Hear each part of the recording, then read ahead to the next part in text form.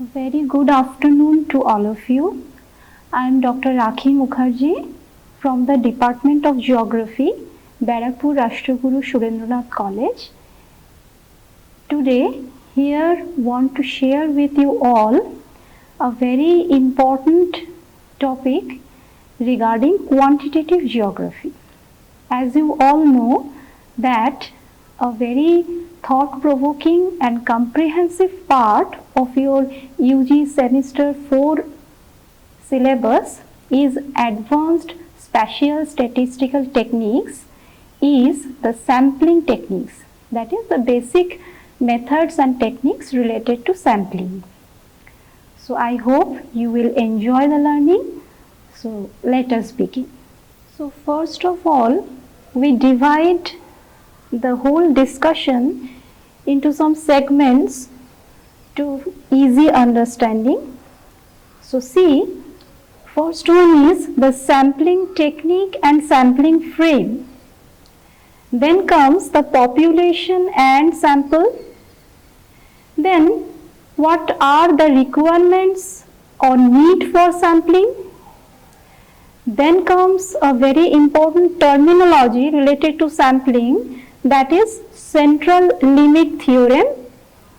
Then comes the basic principles of sampling. What are the basic process of sampling? Sampling distribution, some important sampling distributions, the whole sample design for general purpose, then characteristics of a good sample design. Then comes the focal point, that is types of sampling. It is different types of sampling with its methods. Then comes the advantages and disadvantages of different types of sampling. Then what is sampling error and determinants of sample size.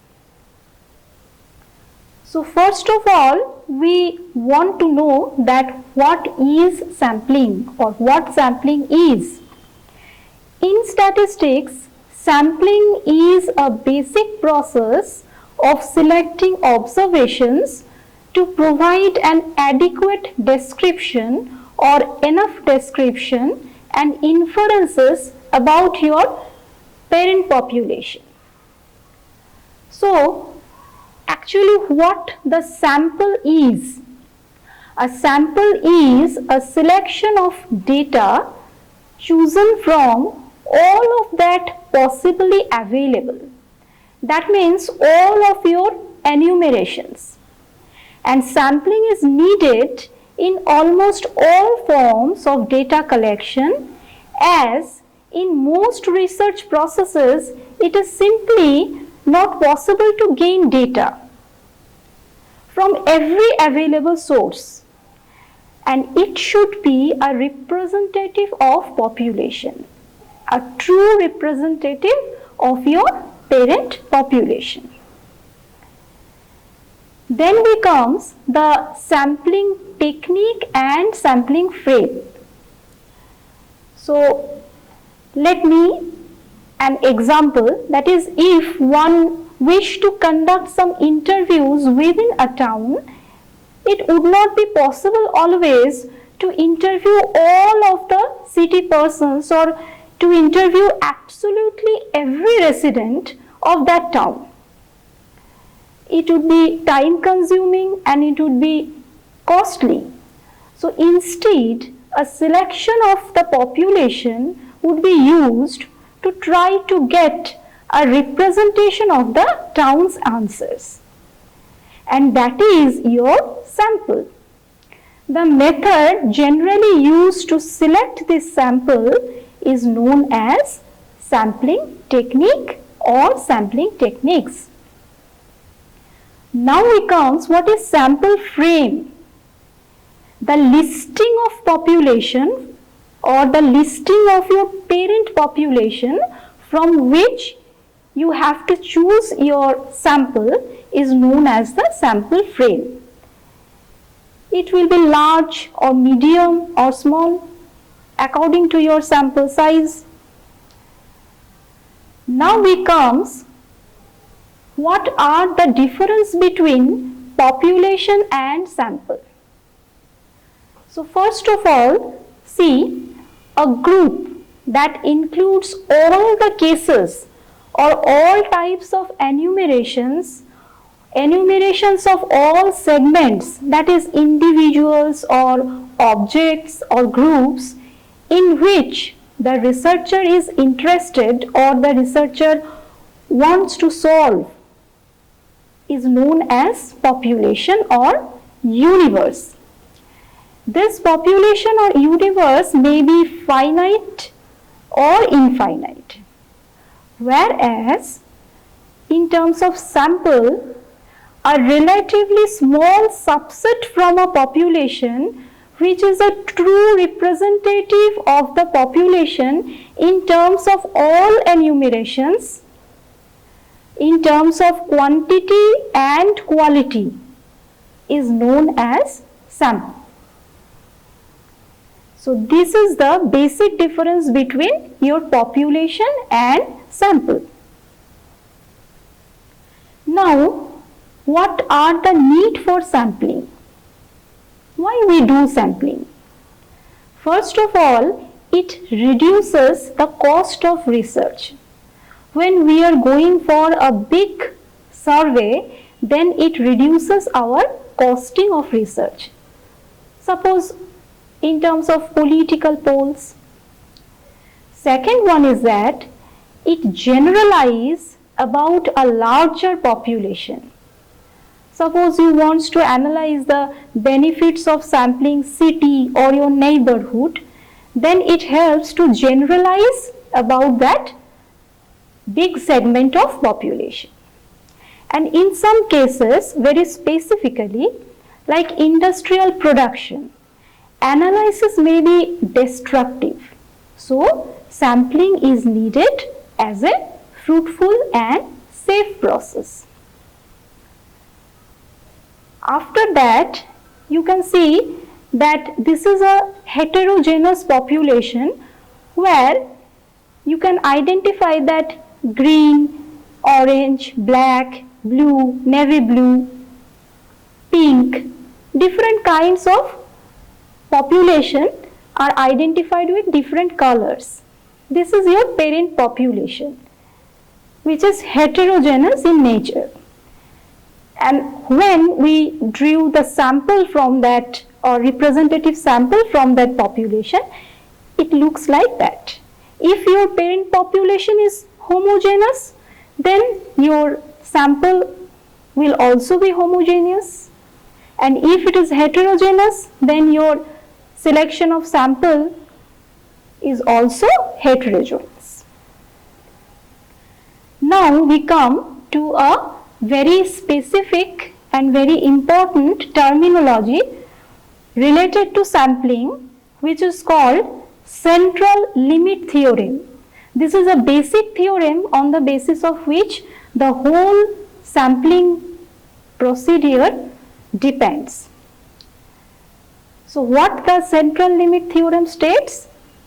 It states that if we repetitively draw samples from a population or universe and calculated the mean of a variable or a percentage, or those sample means or percentages would be normally distributed. That is, your distribution will follow the normal probability distribution. The sampling distribution of sample means will become normal as the sample size increases. That means, as your sample size increases, your distribution will be normal and your biasness will be minimal. This is the basic statement of central limit theorem. Then comes the principles of sampling.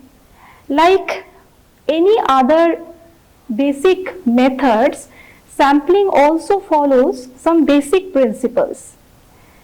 The very important two of them are, law of large statistical regularity, and second one is the law of inertia of large number.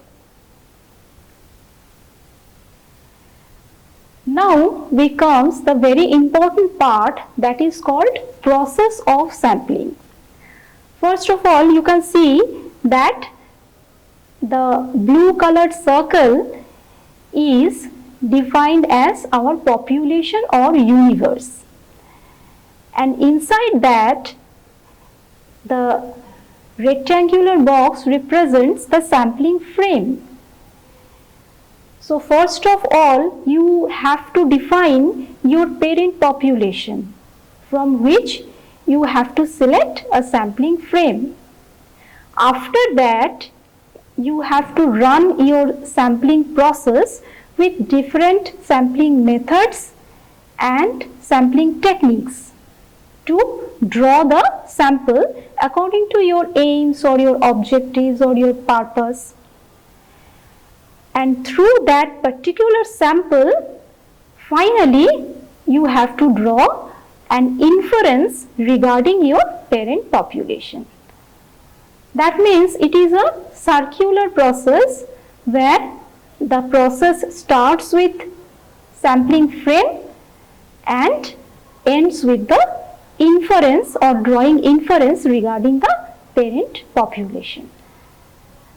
So this is the basic process of sampling, or you can say this is the general process of sampling.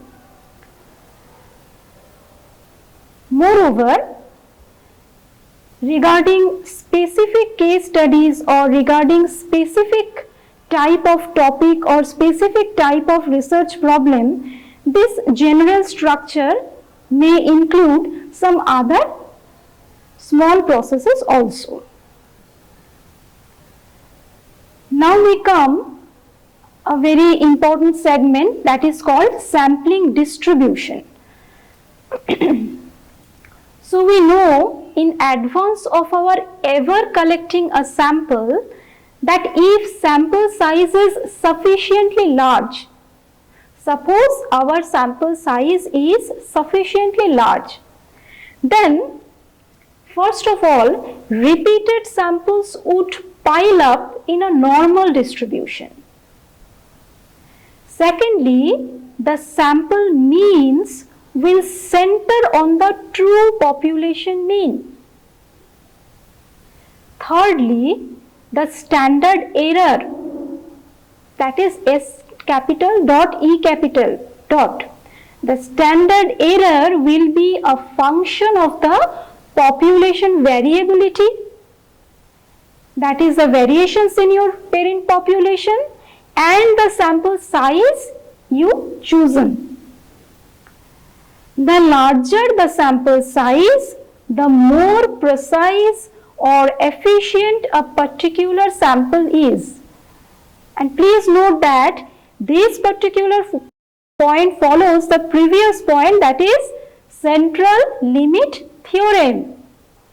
I repeat, the larger the sample size, the more precise or efficient a particular sample is. And finally, 95% of all sample means will fall between plus or minus 2 standard error from the population mean.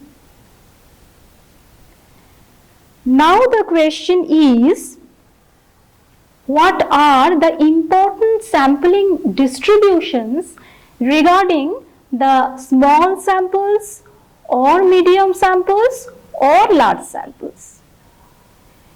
Basically, in terms of small samples and medium samples, the important sampling distributions are sampling distribution of mean, then sampling distribution of proportion, then students t distribution, or we called it students t-test. Then comes the F distribution, capital F, and the chi-square distribution. Now the basic focus is sample design. If your sample design is well organized, then your inference regarding the parent population will be more fruitful. In terms of sample design, this is a general sample design.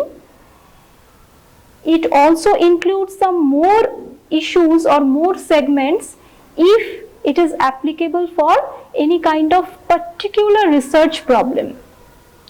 So in terms of general sample design, first of all, you have to define your population, whether it is finite or infinite. Then secondly, the determination of sampling frame is necessary. That means the listing of the population from which you have to choose your sample. Then thirdly, the determination of sampling procedure. That means whether you use probability sampling or non-probability sampling or two or more sampling procedures combined together. So that is important to the selection of the sampling procedure.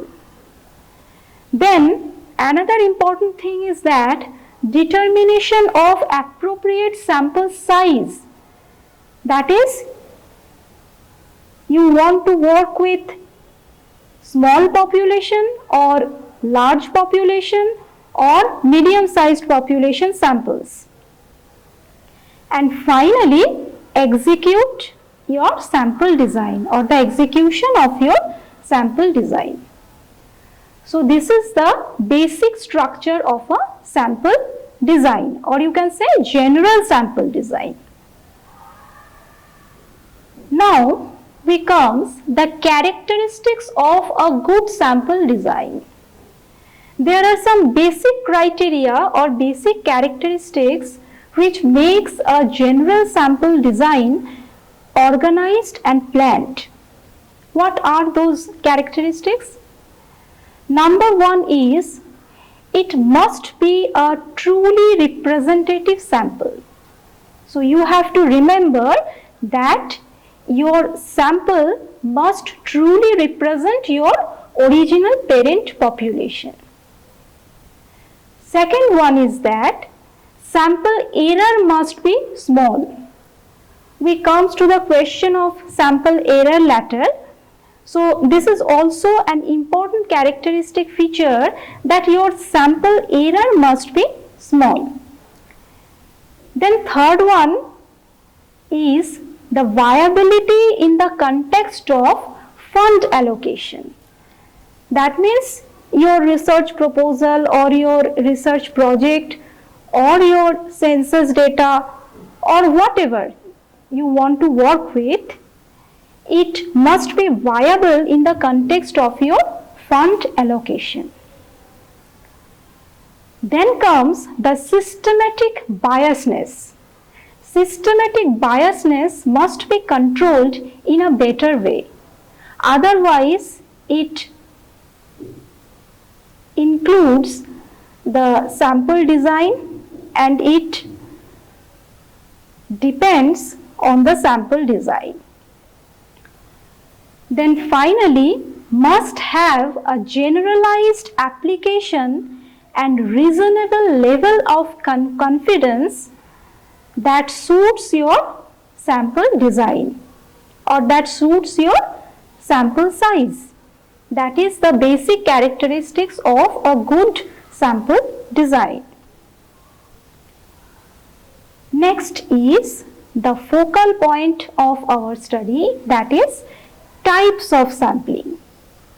We can divide the whole process of sampling into two parts, that is probability sampling and non-probability sampling. Further, we divide the probability sampling into 5 parts, that is simple random sampling, stratified sampling, cluster sampling, systematic sampling and multi-stage sampling. Like that, we divide or we can split the non-probability sampling into 4 types. The first one is convenience sampling, the second one is quota sampling, the third one is judgmental sampling, and the fourth one is snowball sampling. So, we start one by one. So, first of all, we have to define the probability sampling. When all the subsets of the frame, that is in your sampling frame, all subsets in your sampling frame are given an equal probability or equal chance of selection as a sample, it is known as probability sample or probability sampling. When these samples are selected randomly, it is known as simple random sampling. Simple random sampling may be of 2 types, basic 2 types, that is simple random sampling with replacement and simple random sampling without replacement. You can divide the simple random sampling process further into simple random sampling with point, simple random sampling with area, and simple random sampling with line. Likewise, the all other methods, this simple random sampling method has also some advantages and limitations. So, let's see what are the advantages. This simple random sampling procedure is a basic source of random number generators. And secondly, it is very much easy to analyze your data as the minimal information about your parent population is needed in this type of sampling. But the disadvantages or limitations are that it is a very low frequency of use because of larger rate of random error. When we choose samples randomly, there occurs larger rate of random error. What are the methods of simple random sampling? We can draw the simple random samples by 2 methods. First one is lottery method and the second one is the table of random numbers. We can use different types of random number tables, out of which 3 table of random numbers, as we mentioned here, are very popular. That is Tippett's series in 1927 generated 41,600 digits randomly. Then comes the Fisher and Yates series in 1938 and they generate 15,000 digits. And after that, Kendall and Smith's series in 1939 and they generates 25,000 random number digits, which can be used for simple random sampling. Now the next one is stratified random sampling. So here is a new term called stratum or strata. So when the population is divided into 2 or more subgroups, each subgroup is called stratum and the whole number of groups are called strata. And subsamples are randomly selected from each stratum. That means you divide your whole population into different layers and collect your samples from each and every layer. The basic advantages of this type of probability sampling in terms of stratified random sampling is that assurance of representation of all groups into sample. That means it is more precise and more authentic as you divide your whole population into different layers or stratum. And secondly, it is very useful as the characteristics of each stratum can be estimated and comparisons can also be made with one another.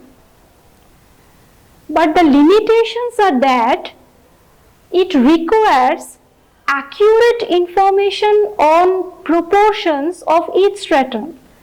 Otherwise, the assurance of representations of all groups cannot be determined. So, you require accurate informations on proportions of each stratum. And as you divide the whole population into different layers or strata, it may be costly as well as time consuming. Third one is, or third type of probability sampling is cluster sampling. The population is divided into subgroups or clusters on the basis of homogeneity. On the basis of homogeneity. That means units must be heterogeneous, but your clusters must be homogeneous. And after that, for each cluster, you can use a simple random sampling technique.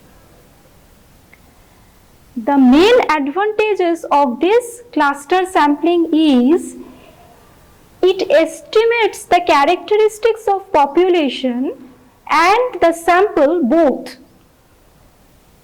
In one hand, it estimates the characteristics of population, and in the other hand, it defines or estimates the characteristics of sample population both. And it also assures the representation of all groups into the sample, as it forms different kinds of clusters. But the limitations are that each stage in cluster introduces sampling error. That means you divide your whole segment into different clusters and then apply the simple random sampling for each cluster. And that's why the sampling error also occurs in each stage in each cluster. And it is also time consuming and costly enough. Then comes a very useful and popular technique of probability sampling that is called systematic random sampling. So from the term systematic, we understand that there must be an order or system. That means order all units in the sampling frame, and then every nth number on the list is selected.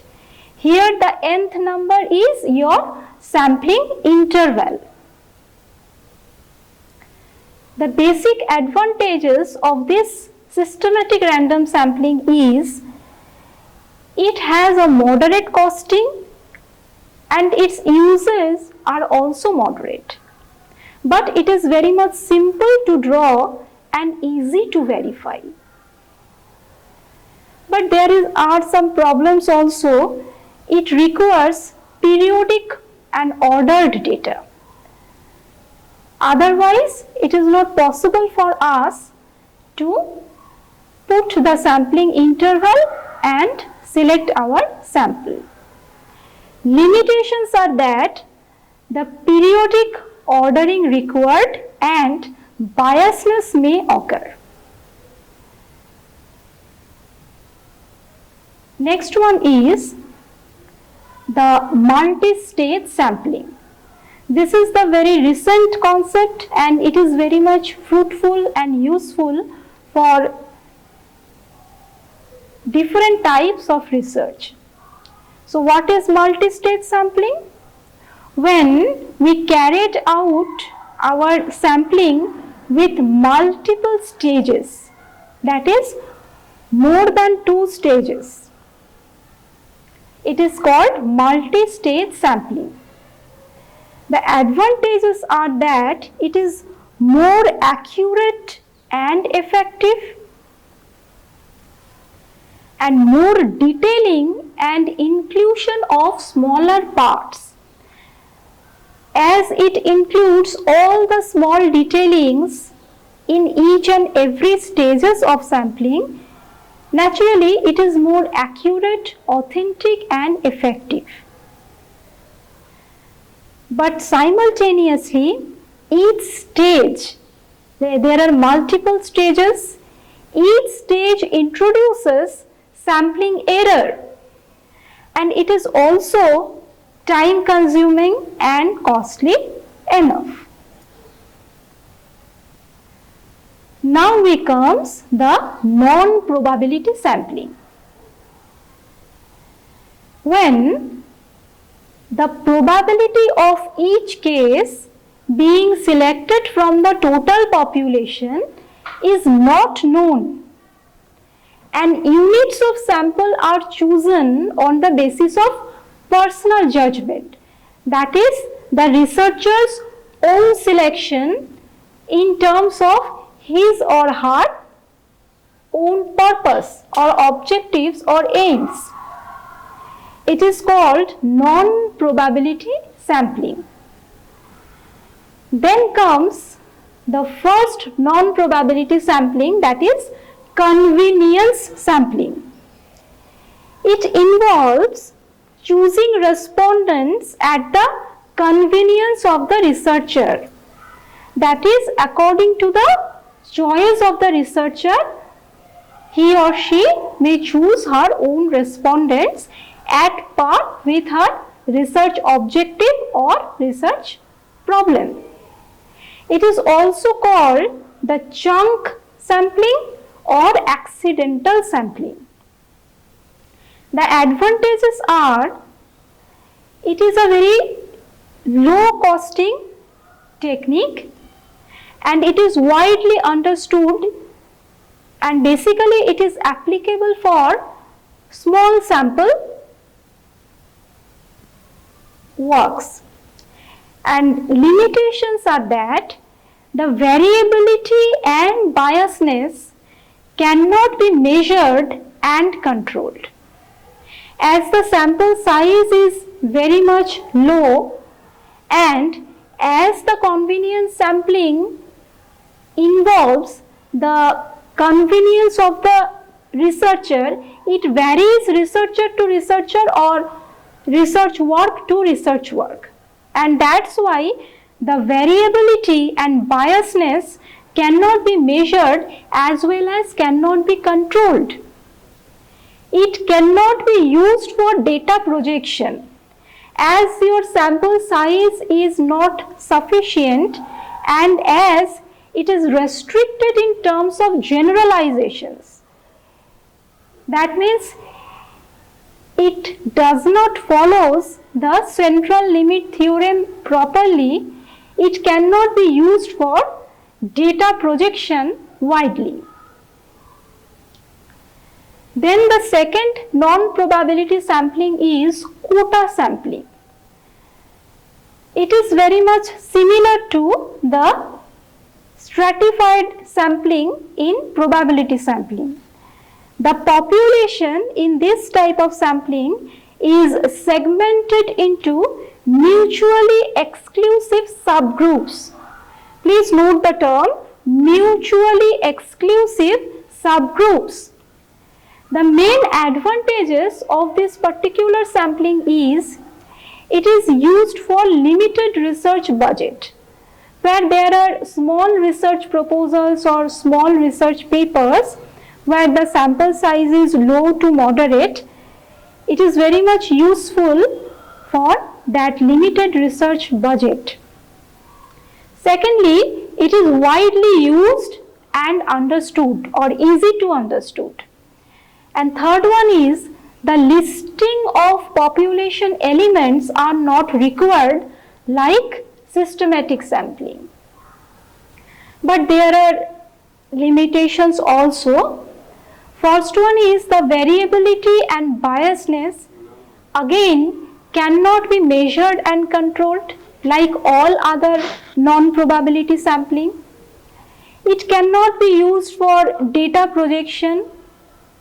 And finally, it is restricted in terms of generalizations.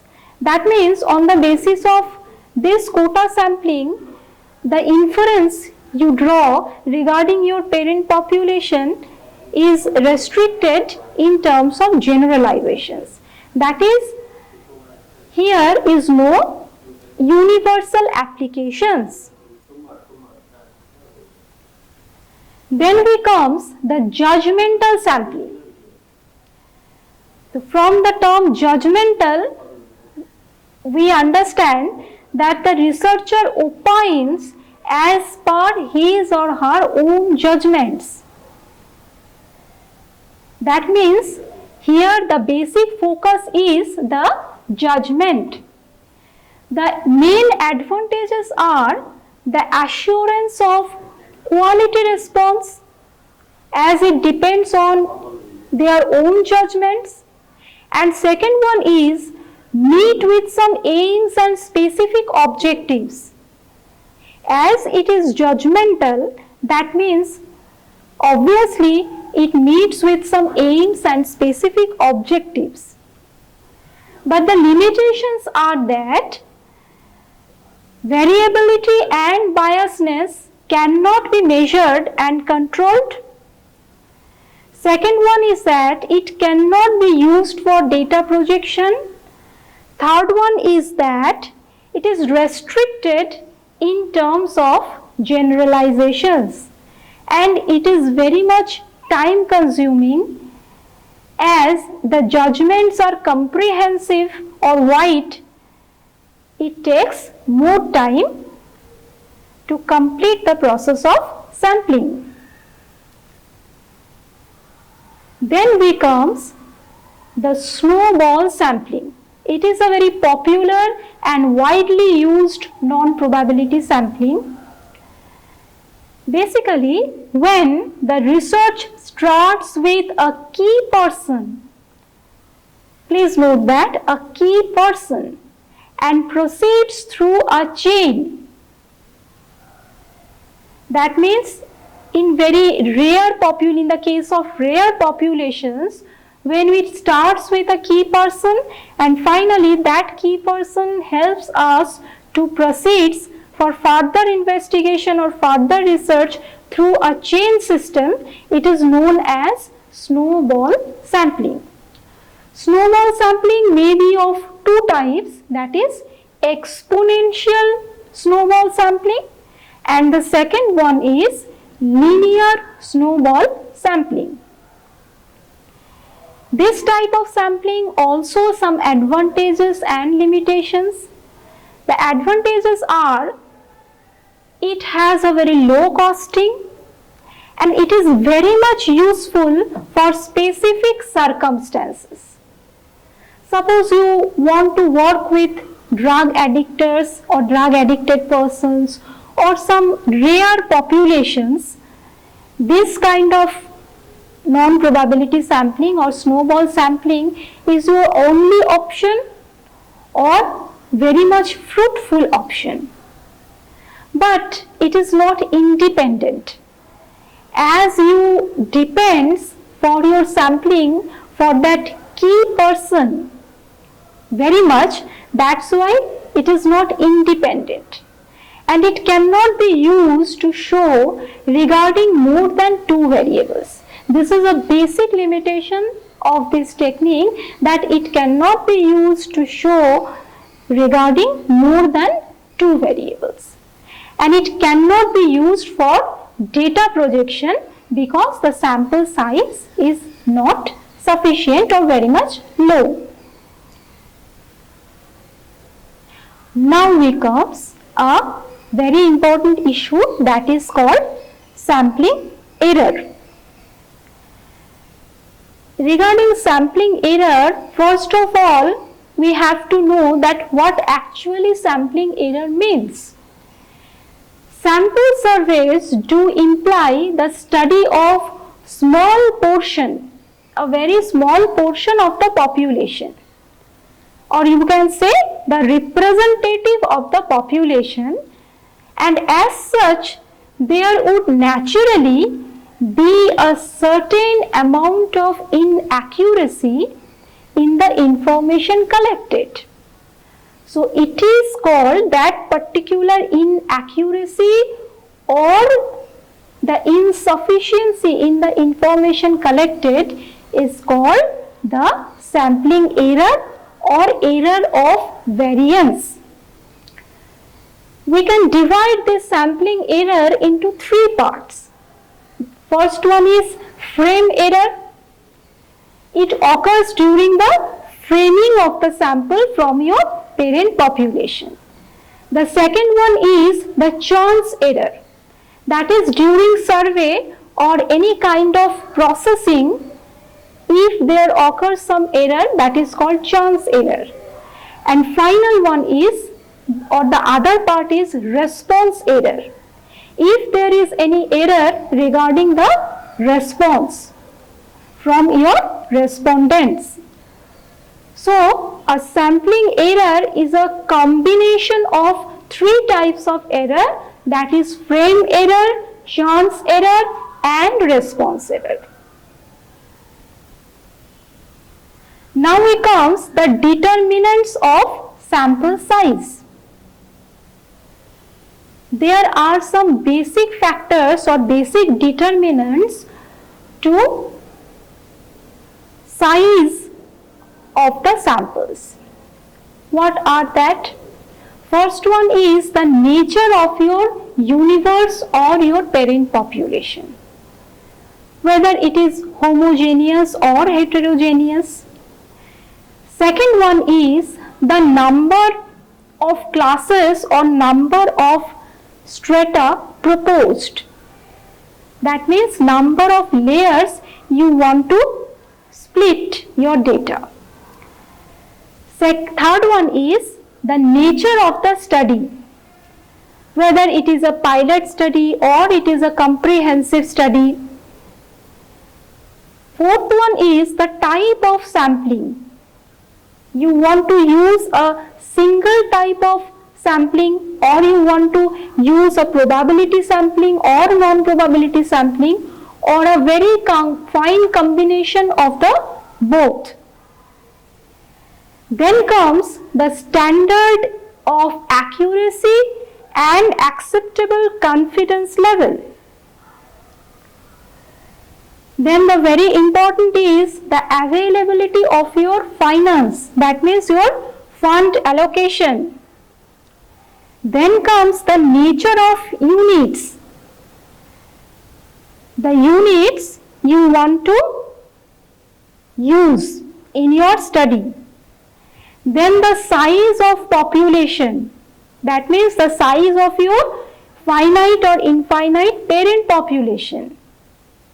Then the size of your questionnaire, which may be general or may be specific, and the availability of trained investigators, that is enumerators, ultimately who collect your data or your sample properly, and they must be bias free. So now we can conclude that normally one should resort to simple random sampling, because under it the bias is generally eliminated. If we are talking about the best sampling procedure for application, then we can say that the sampling error can be estimated in simple random sampling properly. But deliberate or purposive sampling or non-probability sampling is considered more appropriate when the universe happens to be small and the known characteristics, that means you know the dimensions of the characteristics of the parent population, and it is to be studied very intensively or in a very detail. So in nowadays or in recent times, for different types of research works on the basis of general and specific research problems and research objectives, at times several methods of sampling may well be used in the same study. That means we can use both the probability and non-probability sampling or different types of sampling combined together or simultaneously with each other on the basis of our research design and our sampling frame. So these are the bibliography and references. Thank you to all of you. Thank you so much.